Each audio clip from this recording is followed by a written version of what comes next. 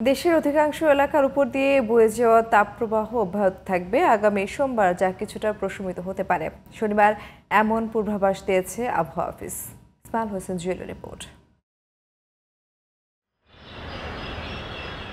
তীব্র তাপপ্রবাহে পুড়ছে রাজশাহী ও চুয়াডাঙ্গা জেলা।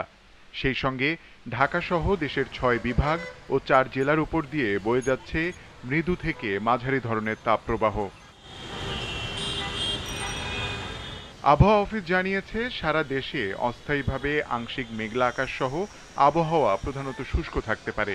সেই সঙ্গে সারা দেশে দিন ও রাতের তাপমাত্রা থাকতে পারে প্রায় অপরিবর্তিত। ঢাকা, ময়মনসিংহ, চট্টগ্রাম ও বরিশাল বিভাগ সহ রাজশাহী ও খুলনা বিভাগের বাকি জেলা এবং রংপুর, দিনাজপুর, কুড়িগ্রাম ও মৌলভীবাজারের উপর দিয়ে মৃদু থেকে মাঝারি ধরনের তাপপ্রবাহ বয়ে যাচ্ছে এবং তা অব্যাহত থাকতে পারে। রাজশাহী এবং চুয়াডাঙ্গা ছিল তীব্র তাপপ্রবাহ, অন্যান্য সব জেলাগুলো ছিল মৃদু থেকে তীব্র, মানে 40-এর কাছাকাছি পর্যন্ত, 40-এ পার হয় নাই। শুধু 2টা জেলায় আমাদের পার হয়েছে।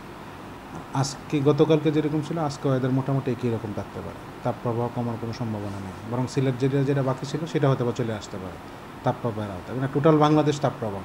রোববার সকাল থেকে পরবর্তী 24 ঘন্টার পূর্বাভাসে বলা হয়েছে, সারা দেশে দিনের তাপমাত্রা প্রায় অপরিবর্তিত থাকতে পারে এবং রাতের তাপমাত্রা সামান্য বাড়তে পারে। সারা দেশে অব্যাহত থাকতে পারে চলমান তাপপ্রবাহ।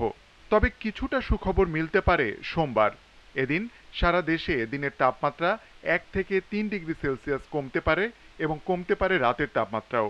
ফলে চলমান তাপপ্রবাহ কিছু কিছু জায়গায় প্রশমিত হতে পারে। আগামীকালকে মোটামুটি একই রকম অবস্থা থাকতে পারে।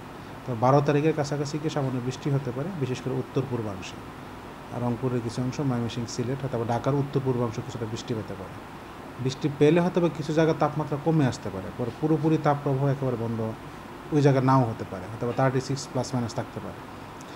তারপরে যত সময় গড়াবে বৃষ্টির প্রবণতা তত বাড়তে পারে এবং অঞ্চল বৃদ্ধি পেতে পারে। এছাড়া আগামী 5 দিনের মধ্যে দেশে বৃষ্টি ও বজ্রসহ বৃষ্টিপাতের প্রবণতা অব্যাহত থাকতে পারে বলে জানিয়েছে আবহাওয়া office. Ismail Hossain Jewel, GTV news, Dhaka.